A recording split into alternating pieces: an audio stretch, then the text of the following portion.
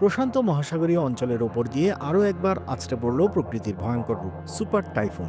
এবার ভিয়েতনামের উপকূল লক্ষ্য করে আঘাত হানল ঘূর্ণিঝড় বুয়ালুই। টাইফুনের তীব্রতা এতটাই যে উপকূলীয় এলাকা থেকে হাজার হাজার মানুষকে নিরাপদ স্থানে সরিয়ে নিতে বাধ্য হয়েছে কর্তৃপক্ষ। বন্ধ করে দেওয়া হয়েছে দেশের গুরুত্বপূর্ণ বিমানবন্দরগুলো। এই মুহূর্তে কেমন আছে ভিয়েতনাম, টাইফুনের প্রভাব কোথায় কোথায় পড়েছে, চলুন বিস্তারিত জেনে নেওয়া যাক। আবহাওয়া বিশেষজ্ঞদের মতে টাইফুন বুয়ালুই অত্যন্ত দ্রুত গতিতে ভিয়েতনামের উপকূলে আছড়ে পড়েছে।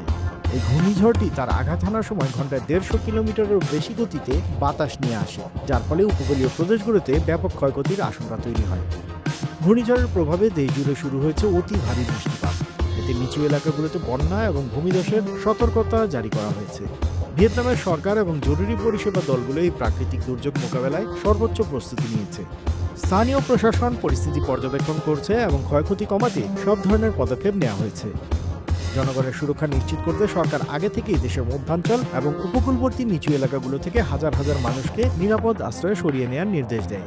জরুরি আশ্রয় কেন্দ্রগুলোতে তাদের জন্য খাবার ও চিকিৎসা সুবিধার ব্যবস্থা করা হয়েছে। টাইফুনের কারণে ভিয়েতনামের কয়েকটি প্রধান বিমানবন্দর সাময়িকভাবে বন্ধ ঘোষণা করা হয়েছে। এর মধ্যে রয়েছে দেশের অন্যতম ব্যস্ত বিমানবন্দর। এর ফলে শত শত ফ্লাইট বাতিল করা হয়েছে, যা দেশি ও বিদেশি যাত্রীদের ভ্রমণ পরিকল্পনায় বড় ধরনের ব্যাঘাত ঘটিয়েছে। কর্তৃপক্ষ যাত্রীদের প্রতি অনুরোধ জানিয়েছে তারা যেন পরবর্তী নির্দেশ না দেওয়া পর্যন্ত বিমানবন্দরগুলোতে ভিড় না করেন। পাশাপাশি সামুদ্রিক মাছ ধরার সব ধরনের জাহাজ এবং নৌকাগুলোকে বন্দরে ফিরে আসতে বলা হয়েছে।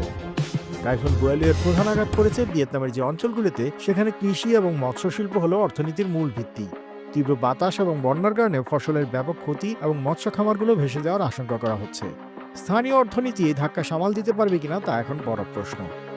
ভিয়েতনামের সরকার যে কোনো বড় ধরনের মানবিক বিপর্যয় এড়াতে পূর্ব থেকেই ব্যাপক প্রস্তুতি নিয়েছে। উদ্ধারকারী দল এবং সামরিক বাহিনী প্রস্তুত রাখা হয়েছে। যোগাযোগ ব্যবস্থা সচল রাখতে জরুরি ব্যবস্থা নেওয়া হয়েছে এবং বিদ্যুৎ সরবরাহ যাতে বিঘ্নিত না হয় সেদিকে নজর রাখা হচ্ছে। প্রকৃতির এই চরম আঘাত মোকাবেলায় ভিয়েতনামের সরকার এবং জনগণ একজোট হয়ে লড়াই করছে। যদিও টাইফুন বুয়ালুই ভিয়েতনামে ব্যাপক ক্ষয়ক্ষতি করে গেছে, তবে সময়োচিত প্রস্তুতি এবং হাজার হাজার মানুষকে নিরাপদ স্থানে সরিয়ে নেওয়ার কারণে প্রাণহানি কমানো সম্ভব হয়েছে। তবে এই ঘূর্ণিঝড় চলে যাওয়ার পরও এর প্রভাব দীর্ঘস্থায়ী হতে পারে। আবহাওয়ার পূর্বাভাস অনুযায়ী টাইফুনটি ধীরে ধীরে দুর্বল হয়ে পড়বে, তবে ভারী বৃষ্টিপাত এবং বন্যা সতর্কতা আরও কয়েকদিন জারি থাকবে।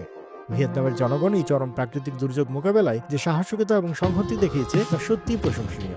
আন্তর্জাতিক অঙ্গনের সব খবর, আপডেট ও বিশ্লেষণ জানতে সাবস্ক্রাইব করুন বাংলা ফ্লো ইউটিউব চ্যানেল। একই সঙ্গে লাইক, কমেন্ট করে সংযুক্ত থাকুন বাংলা ফ্লো ফেসবুক, ইনস্টাগ্রাম ও টিকটকে।